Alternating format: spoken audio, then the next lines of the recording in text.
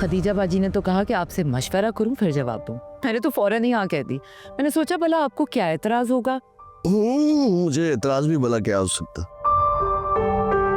रमशा जुबैर के साथ बहुत खुश रहेगी अल्लाह करे। और फिर ना हम भी जल्दी अमेरिका शिफ्ट हो जाएंगे। क्या मतलब अमेरिका शिफ्ट हो जाएंगे? महमूना, हमारा घर यहाँ पे है, सहर की शादी होनी है, फिर भाभी राबिया को किसके आसरे पे छोड़ के जाएंगे आप? शहर का क्या है, उसकी तो शादी कहीं ना कहीं हो ही जाएगी और राबिया बाजी को तो हम देख ही लेंगे। लेकिन आपको ना हर बात पे पहले इनकार ही करना होता है।